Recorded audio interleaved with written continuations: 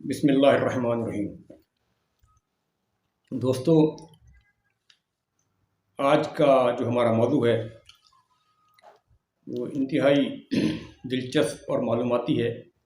براہ کرم انتہائی توجہ سے سنیں اور غور کریں۔ محمد بن قاسم پر الزامات کا جائزہ۔ کیا محمد بن قاسم لٹیرا، غاصب اور بددیانت تھا؟ اس کا ہم جائزہ لیں گے اور انتہائی مختصر انداز میں کوشش کریں گے کم سے کم بات کریں اور جامع بات ہو۔ آپ توجہ فرمائیں، مہربانی کریں۔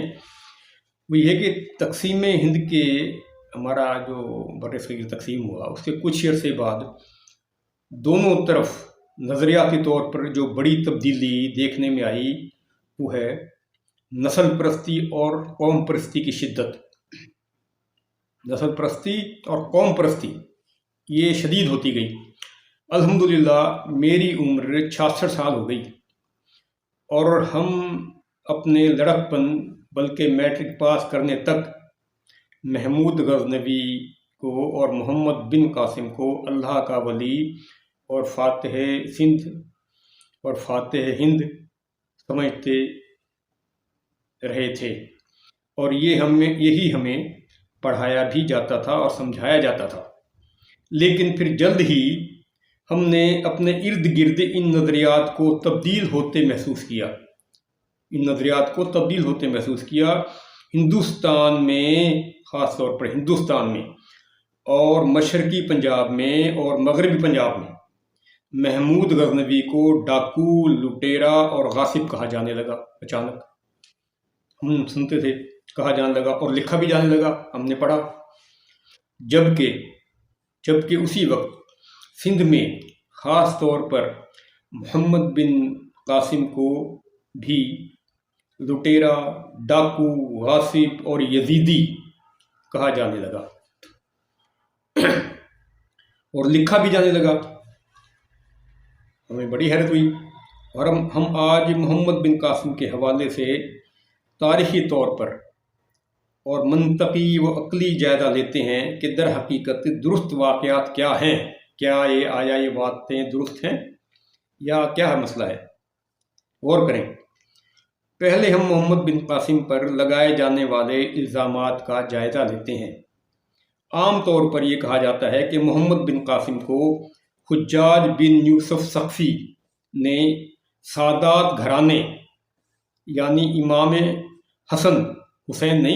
امام حسن کی اولاد عبداللہ شاہ غازی کے تعاقب میں اسے قتل کرنے کے لیے بھیجا تھا۔ اس ایک دو آدمی کو قتل کرنے کے لیے 10-12 ہزار کا لشکر وہ لے کے آئے تھے۔ ٹھیک ہے جی، نوٹ کریں بات کو۔ جس کو کہ سندھ کے راجہ ڈاہر نے پناہ دے رکھی تھی، بقول ان کے عبداللہ شاہ غازی کو سندھ کے راجہ ڈاہر نے پناہ دے رکھی تھی۔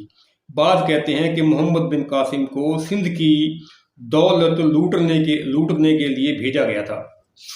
اب ذرا تاریخ کے حوالے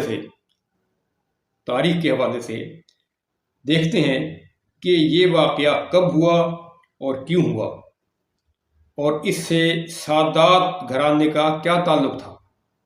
توجہ کریں۔ جیسا کہ آپ جانتے ہیں، حضرت امام حسین رضی اللہ تعالیٰ عنہ کربلا میں 61 ہجری میں 10 محرم الحرام کو شہید ہوئے، یعنی 10 اکتوبر سال 680 عیسوی میں۔ یہ بنتا ہے 10 اکتوبر 680 عیسوی۔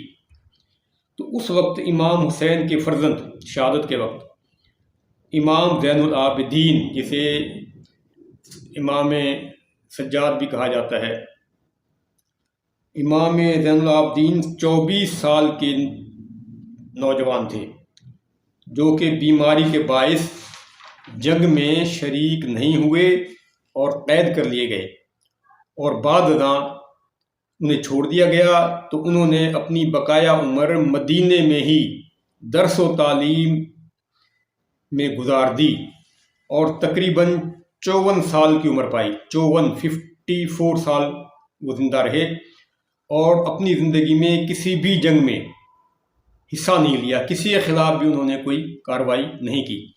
اچھا، اب آئے محمد بن قاسم کی طرف۔ محمد بن قاسم نے سندھ 93 ہجری 93 ہجری یعنی 712 عیسوی سال 712 میں فتح کیا، یعنی شہادت امام حسین کے 32 سال کے بعد یہ واقعہ رونما ہوا، سندھ فتح ہوا۔ امام حسین کی شہادت 32 سال ہو گئے تھے، اس کے بعد کی بات ہے، یہ 32 سال گزر گئے تھے، تو تھوڑی آسانی ہوتا ہے۔ اس وقت امام حسین کے بڑے بھائی حضرت امام حسن کے فرزند حسن مثنیٰ تھے۔ حسن مثنیٰ جو تھے، حضرت امام حسن کے بڑے بیٹے تھے حسن مثنیٰ۔ اب حسن مثنیٰ کے پوتے محمد بن عبداللہ، حسن مثنیٰ کے پوتے محمد بن عبداللہ تھا، جنہیں نفس زکیہ کہا جاتا تھا۔ محمد بن عبداللہ نفس زکیہ کہا جاتا تھا، اور تاریخ کے مطابق تاریخ لکھتی ہے کہ انہوں نے اپنے مہدی آخر الزماں ہونے کا بھی دعویٰ کیا تھا کہ میں مہدی آخر الزماں ہوں، اور بہت سے لوگ ابھی تک اس کو تسلیم کرتے ہیں کہ وہ غار میں چلا گیا تھا۔ بہرحال جو بھی ہے، جو کہ 100 ہجری میں پیدا ہوئے تھے، 100 ہجری میں پیدا ہوئے تھے، یعنی محمد بن قاسم کے انتقال کے بعد۔ ان کو بنو امیہ نے شہید نہیں کیا۔ بنو امیہ جو ان کے دوست، جن کو دشمن کہا جاتا ہے، جن کے خلاف اس نے کارروائی کی ساری عمر، انہوں نے اس کو شہید نہیں کیا بنو امیہ نے، بلکہ بنو عباس جو کہ ان کے ساتھی تھے، اپنے ساتھی تھے، جن کے ساتھ مل کر انہوں نے جد و جہد کی بنو امیہ کے خلاف، اور اس بنو عباس کے دوسرے خلیفہ ابو جعفر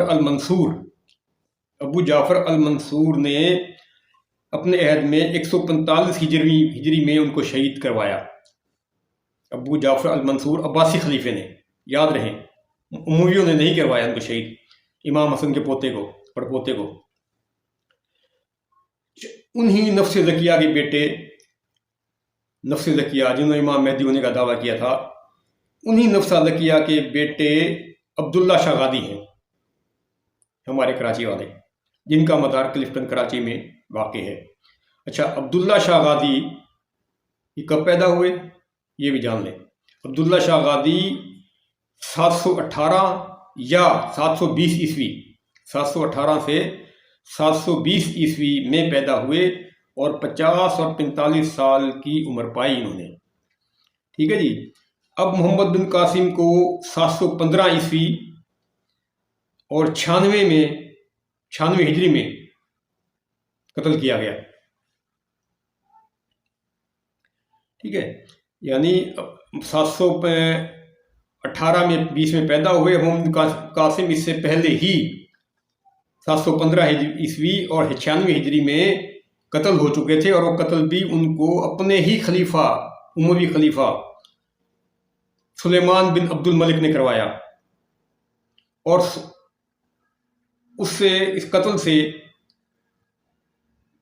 پہلے 1 سال پہلے، محمد بن قاسم کے قتل سے 1 سال پہلے 714 عیسوی میں حجاج بن یوسف، جنہوں نے اس کو بھیجا تھا سندھ، اس کا انتقال ہو گیا۔ یعنی محمد بن قاسم سندھ میں فقط بمشکل 3 سال ہی رہ سکے تھے، صرف 3 سال۔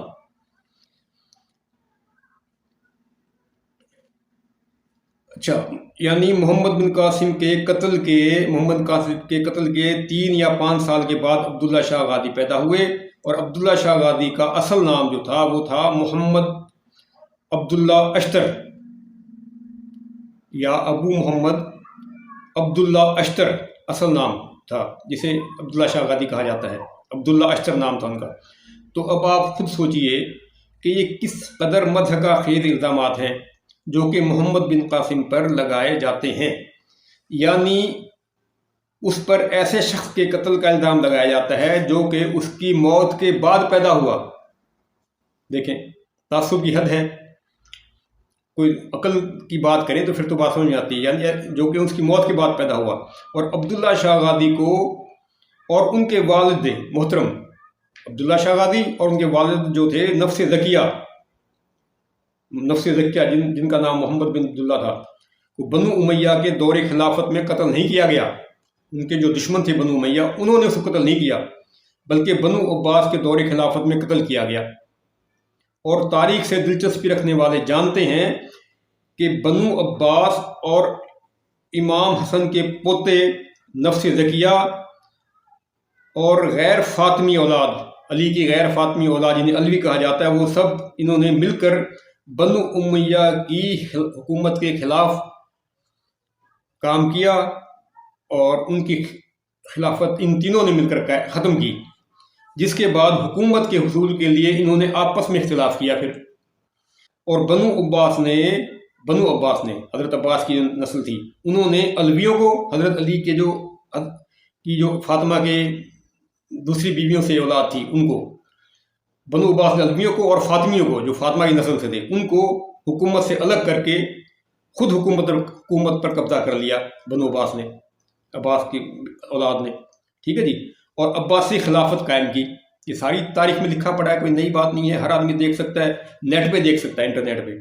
اب سوال یہ پیدا ہوتا ہے کہ آخر محمد بن قاسم سندھ میں یا ہند میں کیوں آئے تھے؟ تو اس سلسلے میں یہ بات معلوم ہونی چاہیے کہ اسلامی حکمرانوں نے جتنی بھی جنگیں کی ہیں، جتنی بھی مسلمان حکمرانوں نے جنگیں کی ہیں، ان میں سے اکثر نظام ظلم کے خلاف کی ہیں، یعنی دنیا میں جہاں پر بھی ظلم کا نظام تھا ان کو ختم کرنے کے لیے اور عدل کا نظام قائم کرنے کے لیے جنگیں کی گئیں، یعنی بلا وجہ کسی کافر کو یا غیر مسلم کو قتل کرنے کے لیے کوئی جنگ نہیں کی گئی کہ یہ کافر اس کو مار دو یا غیر مسلم اس کو مار، ایسی کوئی جنگ نہیں ہوئی اسلام میں۔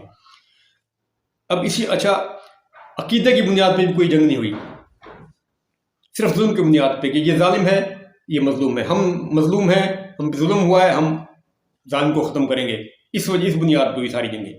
اب اسی تناظر میں ہم دیکھتے ہیں کہ مسلمانوں نے آپس میں جو جنگیں کی ہیں وہ ایک دوسرے کو ظالم اور غاصب ہونے کا الزام لگا کر ہی کی ہیں، کسی نے عقیدے کی بنیاد پر کوئی جنگ نہیں کی۔ قبل الاسلام دنیا میں اکثر ظلم کی حکومتیں ہی ہوتی تھیں، سوائے چند ایک کے، نوشیروان، عادل وغیرہ، ساری ظلم کی حکومتیں ہوتی تھیں، روس کی اور روم کی اور ایران کی یا دوسری دیگر حکومتیں جو ہیں، سب ظلم ہوتا تھا۔ چنانچہ جب بھی کسی مسلم حکمران کو یہ اطلاع ملتی یا فریاد ملتی کہ کہیں پر عوام پر ظلم کیا جا رہا ہے تو عوام کو ظلم سے نجات دلانے کے لیے اس ظالم حکمران پر فوج کشی کی جاتی تھی۔ یہ ذہن نشین کر لیں آپ، کسی کافر کے خلاف نہیں کی جاتی تھی، بلکہ ظلم کا نظام ختم کرنے کے لیے فوج کشی کی جاتی تھی، اور انہیں کہا جاتا تھا کہ نمبر 1 آپ ہمارا نظام عدل ہم اپنی حکومت میں بھی قائم کریں، یعنی جو ہم نے اپنا عدل کا نظام قائم کیا ہے وہ آپ بھی اپنے پاس قائم کریں، ٹھیک ہے، اور اس ظلم کا نظام ختم کریں۔ نمبر 2 آپ اپنی حکومت پر رہتے ہوئے آپ اپنی حکومت پر رہیں، مسلمانوں کو جزیہ دیں تاکہ اسلامی لشکر آپ لوگوں کی حفاظت کی ذمہ داری پوری کر سکے، اس سے خرچہ جو ہے ذمہ داری کا وہ پورا ہو سکے۔ نمبر 3 اگر یہ بھی قبول نہیں ہے تو پھر ہمارا مقابلہ کرو تاکہ ہم طاقت سے نظام ظلم کو ختم کر سکیں۔ چنانچہ اسی اصول کے تحت اکثر اسلامی جنگیں کی گئیں۔ بنو امیہ کے خلیفہ ولید بن عبد الملک کے دور خلافت میں، ولید بن عبد الملک انتہائی عادل حکمران تھا، پوری دنیا میں تاریخ لکھتی ہے کہ شاید ہی کوئی عمر بن عبدالعزیز، بنو امیہ کا حکمران عمر بن عبدالعزیز اور ولید بن عبد الملک، یہ دو حکمران ایسے ہیں جنہوں نے عدل کا نظام قائم کیا، ہر مذہب والوں کے ساتھ عدل کیا۔ تو بنو امیہ کے خلیفہ ولید بن عبد الملک کے دور خلافت میں ہی اسی اصول کے تحت 3 ملکوں میں لشکر کشی کی گئی۔ نمبر 1 افریقہ میں قتیبہ بن مسلم کی قیادت میں فتوحات حاصل کی گئیں، افریقہ فتح کیا گیا۔ نمبر 2 اندلس یعنی اسپین میں موسیٰ بن نصیر اور طارق بن زیاد نے اندلس کو ظلم و جبر کے نظام سے آزاد کروایا اور اسلامی حکومت قائم کی۔ یورپ کا علاقہ اندلس وہ فتح کیا ولید بن عبد الملک کے دور میں، طارق بن زیاد نے۔ اور نمبر 3 سندھ میں حجاج بن یوسف نے ولید بن عبد الملک کے کہنے پر حکم سے، اجازت سے حجاج بن یوسف نے محمد بن قاسم کو بھیجا تاکہ سندھ کے عوام کو ظالم راجاؤں کے ظلم سے نجات دلا سکیں۔ اگر اس طریقے سے محمد بن قاسم کی فتوحات ناجائز ہیں تو پھر تو پوری دنیا کی فتوحات ناجائز سمجھی جائیں گی، پھر تو اسپین کی فتوحات بھی ناجائز سمجھی جائیں گی، پوری دنیا جو فتح کیے، یورپ فتح کیا، وہ ناجائز سمجھی جائیں گی، وہ کیونکہ وہ بھی امیہ کے دور میں فتح ہوا۔ افریقہ کی فتوحات جو وہ بھی ہمیں ناجائز ہی کہنا پڑے گا، غاصبانہ کہنے پڑیں گے، تو سارے کے سارے ایسے ہی کہنا پڑے گا۔ تو یہ تو نہیں کہ سب 3 جگہوں بھیجی لشکر اور صرف سندھ کے پہ ظلم کیا انہوں نے، باقی وہاں پہ صحیح امن قائم کیا، ایسا تو نہیں ہو سکتا، نہیں ہے۔ تو باقی سب قصے کہانیاں ہیں، باقی سب قصے کہانیاں گھڑ دی گئی ہیں۔ اگر محمد بن قاسم ظالم یا غاصب ہوتا تو سندھ کے عوام ہرگز اس کی مدد نہیں کرتے، اور مقامی لوگوں کی مدد کے بغیر کوئی بھی لشکر کبھی بھی فتح حاصل نہیں کر سکتا کہیں پر بھی، جب تک مقامی لوگ ان کی مدد نہ کریں۔ محمد بن قاسم کے واپس بلائے جانے کے بعد سندھ کے عوام نے بڑے دکھ کا اظہار کیا تھا، تاریخ لکھتی ہے۔ یہ تمام واقعات تواریخ کا حصہ ہیں۔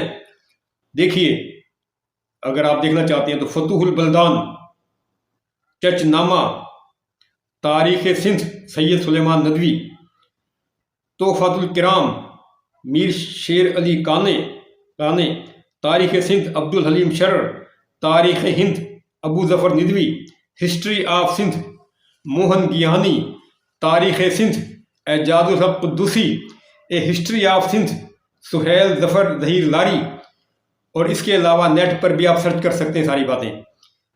اور تاریخ سندھ مصنف اعجاز الحق قدوسی صاحب لکھتے ہیں کہ محمد بن قاسم کے قتل کی خبر سن کر سندھ کے عوام نے ماتم کیا، اور محمد بن قاسم کا ایک اسٹیچو بنا کر شہر کیرج میں نصب کروایا گیا۔